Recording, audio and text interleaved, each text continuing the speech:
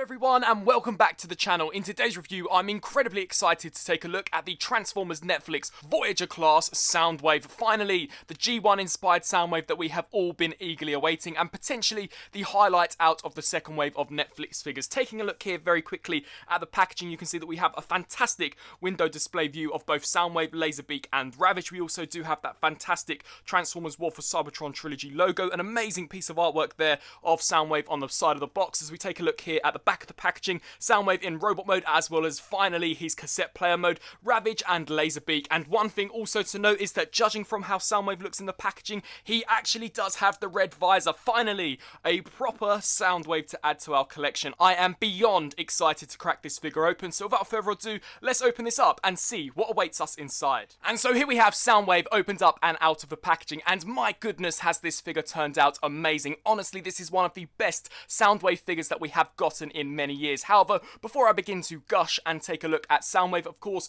we'll take a look at some of the accessories that he does include. Seeing as this is a Netflix 3-pack, he of course does come with two Micromasters, two of which are fantastic companion pieces to Soundwave. So we do get Ravage and Laserbeak. These are redecos and very slight retools to some previously released Micromasters, of which have become incredibly elusive to find. So it's amazing that they did repack these in here. You can see that in terms of Ravage, I think that the detailing on his cassette tape mode looks so much nicer than compared to the original version. You can see that we've got some awesome looking decals there, and I also do love how they've actually printed on some of the rings of where this would actually insert into the cassette, and they would use this in order to play the music. Bringing in the original version here for a comparison, you can just see that whilst the original version was really nice in its own regards, there is no denying that, in my opinion at least, the newer version is just so much more authentic to how a real cassette tape would look, and I really do love the detailing on this one. Bringing in Laserbeak here for a closer look, it's very similar to that of Ravage in terms of the paint deco has been drastically amplified. I love all of the brand new yellow, blue and gold highlights that we have throughout this. In my opinion, it looks very circuit board-esque in terms of its design, and a lot more visually appealing than compared to what we got with the original version, which once again was a really nice looking piece, but upon comparing them, there is no denying that the new version that comes with Soundwave is vastly superior. Of course, these can insert into Soundwave's chest. Unfortunately, he is only able to hold one in the chest at one time, so you can't insert both of them as you could if you were using Sound Blaster, but it works in the exact same way. So you just push this button here at the top, and we just take one of our cassette tapes, peg that in there, and there we have Laserbeak awaiting for his commands and his next orders. So definitely a really awesome looking piece. Turning to the transformation here of Ravage to robot mode, it is exactly the same as what we got with the original version. So of course you're just going to want to hinge all of the legs out to the side. We're then going to want to take this section here and hinge this all the way back, and you can see that we do have a small notch that will peg into this tab, so just snap that in there, take the legs and just hinge those up, and they will click nice and securely into place. Of course, repeat the same process here for this side, so just angle all of that down, take the legs here and hinge these sections down. You're of course going to want to get your fingernail in here and try your best to wedge the head out. It's very difficult to actually get to due to how small these pieces are, but just flip that out, ensure that everything is nice and aligned up appropriately. And with all that being said, here we have Ravage fully transformed up into his robot mode, and in my opinion looking really, really awesome. You can see that they have completely recast the head, which in my opinion looks so much nicer than we got with the original version. Definitely a little bit more personality than compared to the original version, and it actually has a lot more sculpt work, a little bit more definition. The original, if you'll recall, did have a rather flat looking head. However, I will bring that out for a comparison. You can see we've got some nice silver paint here for where the guns on Ravage's legs would be, and in all just a super awesome looking piece. And here for a Ravage comparison, we have our original version compared next to that of the Netflix version, and just comparing there the head sculpts. Once again, you can see that the newer version just has so much more sculpt work in terms on where the jaw is situated. In my opinion, the definition there to the sculpt really does make this particular Ravage look a lot more menacing than what we got here with the original version, and the head is also slightly thicker as well. So in my opinion, is a little bit more proportionate with the overall body. But in terms of paint deco, you can see that it is very different in terms of how much silver has been used here for the top, and in all, I just vastly do prefer the newer Netflix version. Taking a look here at Laserbeak, eject, operation, comparison time. You can see here that Laserbeak's transformation is exactly the same to that of the original version, very similarly to Ravage. So you're just going to want to pull open the head. It's very difficult once again to get out due to how small these pieces are, but just flip that up and hinge this here, and here we have Laserbeak, and this is by far my favourite out of Soundwave's minions, at least of which comes packaged in this set. I just think the colours as well as the sculpt work on this figure here look fantastic. Once again, similarly to Ravage, they have completely resculpted the head sculpt. In my opinion, this is a lot more G1 accurate in terms of its overall design. You can see we've got a really awesome Decepticon insignia there for the top of the crest, and it's just such a fantastic looking figure. Bringing out the original version for a closer look, you can see that the original version once again was a really nice looking piece, and I do actually love how the Decepticon insignia does situate on this piece, and it is unfortunate that that is missing here on this release. However, in terms of the head sculpts, in my personal opinion, the newer version looks a lot better. This one here looks a little bit more like a drone than as opposed to its own independent character, of which I believe is really shown here with this particular Laserbeak. So in all, fantastic accessories, and it's amazing that Hasbro haven't just repackaged these and slapped on some new paint deco. They have actually gone the extra mile in order to give us some new remolded elements. But taking a look here at the main event himself, here we have Netflix / Earthrise Soundwave. This for sure was one of the figures that I was highly awaiting its arrival when it was originally announced. This is by far the best Netflix figure that we have gotten. Hasbro truly have put so much care and attention into this particular release to give us what is, in my opinion, one of the best mass-released G1 inspired Soundwaves to date. Bringing him in here for a closer look, finally they have given us the red visor. I am so glad that we do actually have the red visor look on Soundwave, as of course that was his look from the original G1 cartoon series, and I was not really a huge fan of the yellow visor that we got on Siege, which matched his original toy appearance. You can see that in terms of detailing there, I think that it looks really nice, and the head sculpt is indeed an entirely new sculpt, of which I'll bring out a comparison with later on in the review. You can see that as we take a look here at the back, they've sculpted this entire back region, in my opinion, really nicely. And as we take a look here to the front section, this too is also a completely new retooled piece. It's slightly more cuboid in terms of its design than square-like we got with the original version, but the detailing has come out really nicely with the Decepticon insignia and the yellow paint applications here around where the cassette tapes would actually enter. We've got some really nice G1 accurate details, such as the gold highlights here on the sides. Really awesome mechanical detailing, as well as silver paint there for the shoulders. The forearms and the weapons are exactly the same to what we got with Siege. They have been cast in a very similar grey and blue plastic there for the hands. And as we turn our attention here down to this section, this is actually a faux piece, of which does not become the cassette player buttons when we actually do get him transformed. And as we take a look here down to the lower section, this entire region here is once again a completely brand new sculpt. I was quite surprised to see as to how many new remolded elements were actually implemented into this release. And as we take a look here from the side, really nice looking details, and the feet, I believe, are once again an exact reuse to that of Siege. So in all, an amazing looking Soundwave figure. In terms of articulation, the head here is on a ball joint, so it can look left to right, up and down, as well as tilt side to side. Full 360 rotation here at the arms. Something worth noting is that this time around the arms actually do have a ratchet joint out to the side, so you can see that they do click into place as well as click out. You could get an intermediate range of motion, however, you will have to guide that. If you just hinge it down, it will just snap into place, so that is something to be wary of. We do get a full 360 rotation here at the bicep. Due to the nature of the transformation, we do get a double joint here for the elbow, allowing for a fantastic range of motion. No wrist swivel, which is unfortunate. It would have been nice if they could have found a way to have actually given us articulated wrists, but full 360 here at the waist. We don't unfortunately get that fake ab crunch like we got with the Siege release due to the nature of the transformation, but these sections here can hinge out to the sides, allowing for the legs to kick forwards that far as well as back to that far. He can also do the splits. Full 360 rotation here at the thigh, 90-degree bend there at the knee, and then finally we do get an ankle rocker joint which can tilt side to side. Very quickly going over the accessories, you can see that we have that incredibly awesome looking G1-esque shoulder cannon,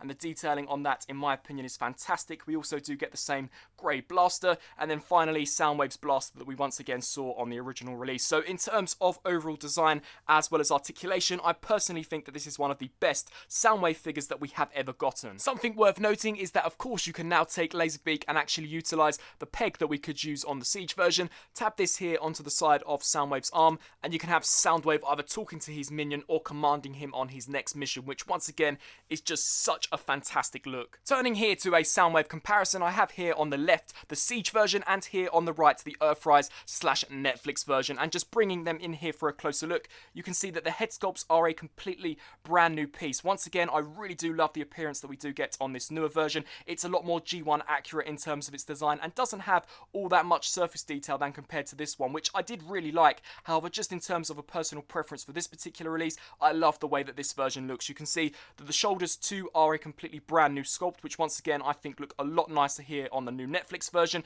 The entire torso section has been remolded. So if I just turn them around here to the back, you can see that we no longer have these pieces, which I found to actually get in the way here of the shoulder cannon. With them now gone, you can have that there at a more accurate looking angle, and I'm a huge fan of the sculpting and detailing that we do indeed have. You can see that here is actually the real buttons that we will use for the cassette player mode. However, I don't think that it looks too bad whatsoever, and considering that they have placed it at the back, it's not something that you're going to notice all that much. You can see that in terms of the forearms as well as the biceps, however, they are exactly the same sculpt as the original version, as so are the hands. This section here appears to be a completely brand new sculpt, at least where this piece is concerned. You can see that we have no surface detailing like we got on this release. However, these pieces here do appear to be the same sculpt as this release, and as we take a look there at the thighs, they too are completely brand new, as so are the shins, and then the feet are also exactly the same sculpt. So in all, there is definitely a lot of brand new engineering actually been put into this figure, as well as some new components, and just overall, in my opinion, I love the way this looks. Comparing the paint applications, you can see that we have the red visor, which looks so much nicer, definitely a lot more Soundwave-esque in terms of how he looks. I've always known Soundwave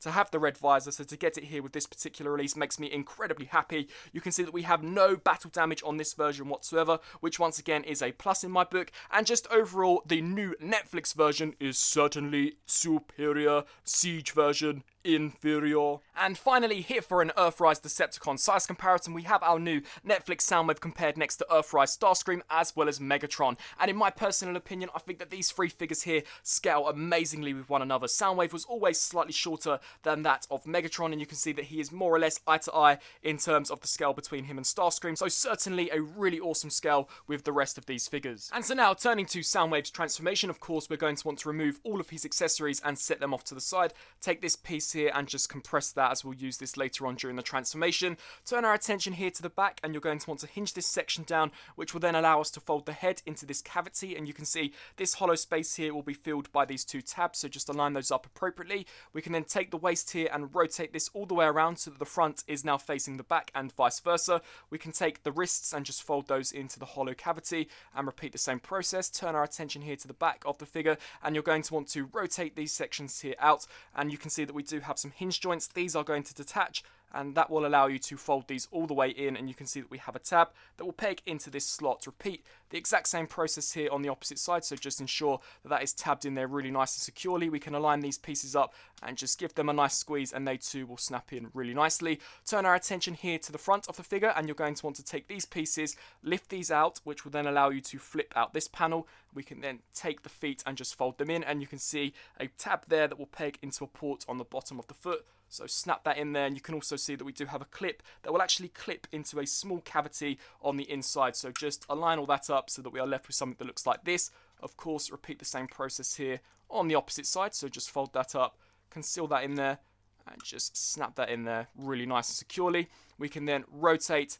here at the thigh and hinge these all the way up. Now you can see that we have a tab that will peg into this slot, so just snap that in there nice and securely, and of course repeat the same process here for the opposite side. You can take this panel, and then these sections here will actually hinge outwards, and of course repeat the same process. And you can see that on the undersides of these we do have two slots here and here that will peg into these two tabs, so just snap those into place. And then we'll turn our attention here to the back of Soundwave, and this is where we're going to want to bring in the accessories, as these act almost as if though they are support structures for him, just so that he doesn't become back heavy and fall over. So just peg these sections in to the sides. We can then take the smaller gun, and this too will snap into place. And with all that being said, here we have Soundwave fully transformed up into his fantastic looking cassette player mode. And so finally, taking a look here at Soundwave in his cassette player mode, I am beyond thrilled to actually own this particular piece. When Hasbro did initially announce this, my excitement levels went through the roof, and to actually have this in hand, I'm just blown away. They have done such an awesome job. The best G1 rendition of Soundwave that transforms into a cassette player, in my opinion, was that of the Leader Class Titans Return figure, which was an average release by Hasbro. I didn't believe it to be the best. However, this one here certainly is. You can see that in terms of detailing, I think that they've pretty much got got it down to a T. You can see that we've got some really awesome looking decals here on the side. We've got the R as well as the L there in order to indicate left and right. I think that this entire region here looks amazing with the played, fast forward, stop, rewind. Just such an awesome looking piece from the front. This looks incredible. You can of course press this button here in order to eject the cassette deck down, and you can see that we have some fantastic sculpted in detailing actually in the interior of this as well, which once again is such a nice attention to detail. And we can take Laserbeak here and have Soundwave either listening to what Laserbeak has managed to record from some of the Autobot discussions or just jamming out to some cool tunes. You can see that in terms of an overall look here from the front, I think it looks fantastic. As we take a look here at the back, of course there are some discrepancies. You can see that we do just have the blasters here. However, in my opinion, I think that the way they've used these is really clever. You can see that as you place this down, these act as support structures so that this doesn't lean back. You can see that we do have some clearance here, so if these weren't here, this would be lopsided. And just to demonstrate that to you, you can see if I remove those, it does hinge itself down to the back, whereas with these, it does help in order to just prop it upright, which I think is so awesome. So in all, just an absolute fantastic figure. Honestly, I'm really blown away by this latest release. Everything that Hasbro appeared to be putting out lately for their War for Cybertron figures and now for their Netflix figures, I think have been some of the best figures that we have gotten in many years, and Soundwave here is for sure a prime example of that. For a very quick Soundwave alternate mode size comparison, there really isn't all that much to compare him with, as his design is drastically different than compared to some of our other transforming figures, but you can see that compared here next to the Deluxe Siege Barricade, I would say that he's roughly deluxe scale in terms of the actual length here of the actual cassette player. You can see that in terms of height, of course, he is a little bit larger as this is a Voyager, and comparing him to himself from the Centurion drone pack, you can see that the detailing, I believe, has been captured really nicely amongst both of these pieces, and in all, I just think that they have done such a terrific job. This figure is certainly really compact, and this figure just overall to me really does feel as if though Hasbro are giving the fans exactly what they want, down from the red visor to the changes in Laserbeak and Ravage's head sculpt as well as their paint applications, and of course finally Soundwave's alt mode. I just think that this is such a fantastic set, and if you can pick it up, I highly recommend to do so. And so some final thoughts here for the newly released Transformers Netflix War for Cybertron Trilogy Voyager Class Soundwave 3-pack. I am absolutely in love with this figure. This is for sure the best Netflix release that we have gotten so far. Well done Hasbro, they have done such an outstanding job on this particular release. This literally does correct every single thing that I had an issue with on the original Siege version. Don't get me wrong, I always thought that the Siege version of Soundwave was fantastic. However, when compared to this, it really does feel as if though Hasbro are finally listening to the fans and are giving us exactly what we want. Down from the changes such as the red visor to the newly resculpted Laserbeak and Ravage head sculpts, as well as the fantastic paint decos that both of these figures now have. And of course, we cannot forget Soundwave now actually transforms into his cassette player mode, the alt form that we always should have gotten for this figure. I just think that he is fantastic. In terms of an Earthrise version of Soundwave, this is one of my favourite Netflix/Earthrise figures of this year. Quite honestly, this could potentially make it into the top 10. I'm that in love with this particular release. I think that his alt mode is absolutely fantastic. The detailing alone on the cassette player really does show to me as if though they have put so much thought and care into this particular release, down to the decals that we have in the cassette player mode, as well as the play, fast forward and rewind buttons. In all, I just think that this is an amazing figure. So for sure, if you do have the opportunity to pick this figure up, then I highly recommend that you do so, as not only are you getting what is in my opinion the best modern release for both Laserbeak and Ravage, but you are of course getting the best release here of Soundwave. This in all is just the perfect pack for a Soundwave fan. So of course, if you are a Soundwave fan, you're going to have an absolute field day with these particular releases. I really do hope that you enjoyed my review. If you did, please do let me know down in the comment section below. Also be sure to like, comment and subscribe, as I have some fantastic reviews for you guys in the pipeline. I thank you all so much for watching, and until my next review, I'll see you then. Thanks for watching.